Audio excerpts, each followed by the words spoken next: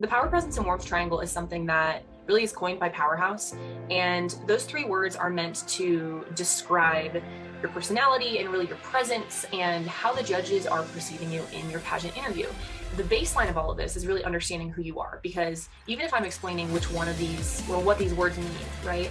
If you don't know who you are and really how people perceive you and how you come across in a room or in an interview, you're not going to know where to start. Hi guys, Coach Allie here, and today we're going to talk about interviews, specifically how to show power, presence, and warmth. This is one of my favorite things to talk about because it's really giving you a specific framework on how to crush your interview and also showing you some of your blind spots. The power, presence, and warmth triangle is something that really is coined by Powerhouse, and those three words are meant to describe your personality and really your presence and how the judges are perceiving you in your pageant interview. And this goes to show that even if you have a 2-minute interview, a 10-minute interview, 12-minute interview, Zoom, in person, whatever, you still need to showcase these three characteristics or attributes. So today I'm going to quantify kind of what those three things are, define them a little bit, and talk about really kind of translating this to the judges and how to see that opposite side. So the baseline of all of this is really understanding who you are, because even if I'm explaining which one of these or what these words mean, right? If you don't know who you are and really how people perceive you and how you come across in a room or in an interview, you're not going to know where to start. So I always say it's really important to understand who you are, know kind of your personality type. So maybe you need to take a personality test.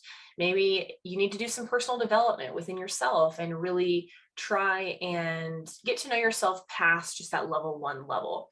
Maybe you need to identify some limitations or barriers or fears in your life that are blocking your mindset from what you actually could achieve and could accomplish. And then also, you need to know how to articulate who you are as a person as well. Because if you don't know who you are, when you get asked a question about your uniqueness or your why, you're not going to be able to articulate that in the way that you want. And you might think that you should be able to, but you might be feeling a disconnect as to actually being able to do that in an interview.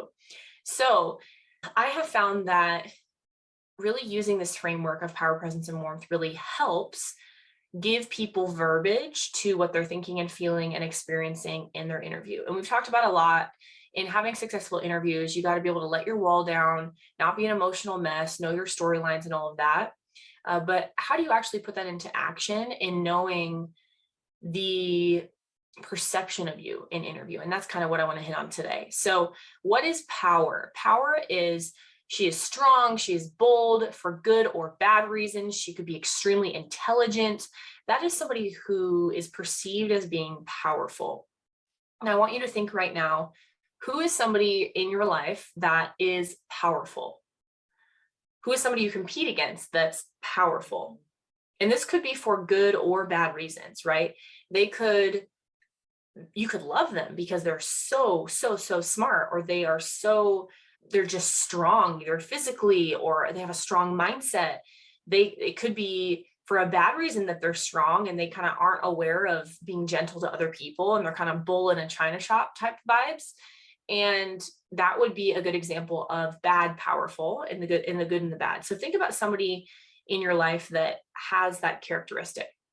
Second is presence. She has personality, she has liveliness, she has the it factor. She's just overall a captivating person to either look at, to listen to, speak. She has that kind of personality. Okay.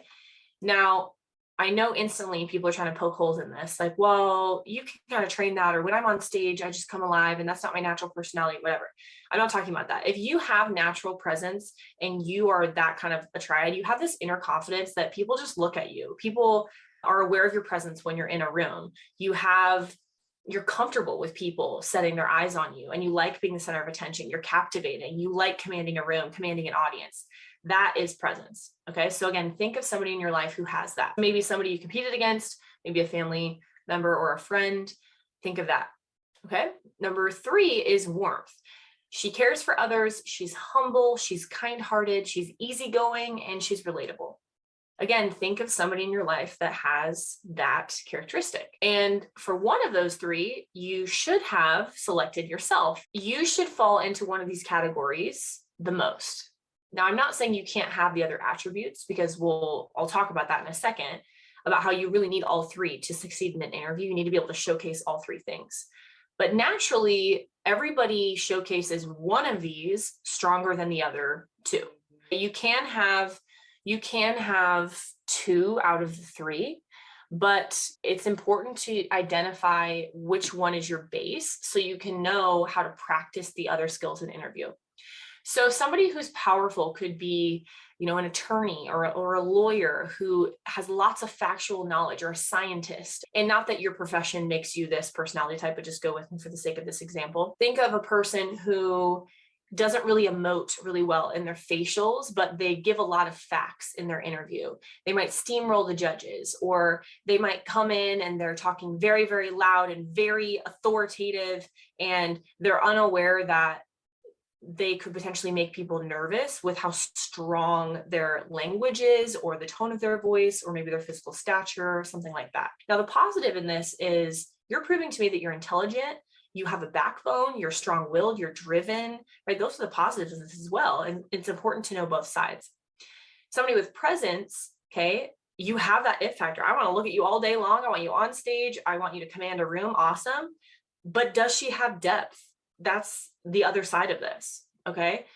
If somebody only has presence and not anything else, I might perceive them to be a little egotistical or prideful, that they only care about their appearance, that they don't care about others, that they have to be the center of attention, that they're insecure, right? And then warmth, cares for others, humble, kind-hearted, easygoing. These are the people who you want to be best friends with, right? I'm like, wow, you are so kind, and I just want to give you a hug. I want to be your friend. But is she powerful enough to do the actual job, to handle being a title holder? And can she command a room from a speaking perspective? If I put you on stage, are you going to crumble because you're weak? Okay. That can also be a stereotype of warmth, is that you're a pushover and you're not actually strong in your life. So with that type of analysis, giving you some pros and cons of each of these words, I want you to make a little triangle and put each of these words on each of the tips of the triangle in front of you, and place a dot where you think that you are. Not where you want to be, but where you think that you actually are. Circle the word that is your strong suit, and then put a dot within the triangle of where you think you actually are. And the closer the dot is to the outer side, or the point, means that the farther away it is from the other points, essentially, okay? It almost been a math joke or a geometry joke, but nobody wants to hear that from me today. So a perfect interview would be if you put the dot in the middle. You have an equal balance of power, presence, and warmth.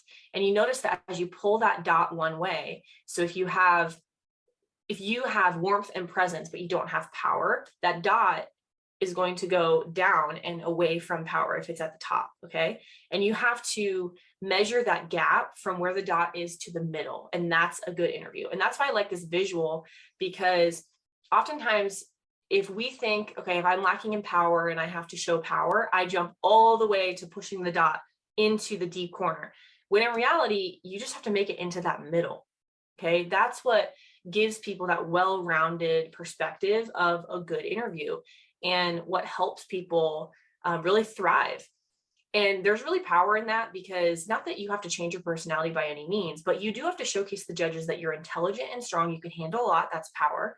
Presence, you can command a room. People will like you. You're captivating, and your brand makes sense. And number three, you're warm. I can put you in a room of kindergartners to the elderly. You'll relate to them. You're easygoing. You're adaptable. You're humble. Those are characteristics I want in a title holder. And that's what the power, presence, and warmth triangle really displays. And I think that's why this exercise is so powerful. So I hope that was beneficial for you guys. Take that triangle with you as a reminder before you interview.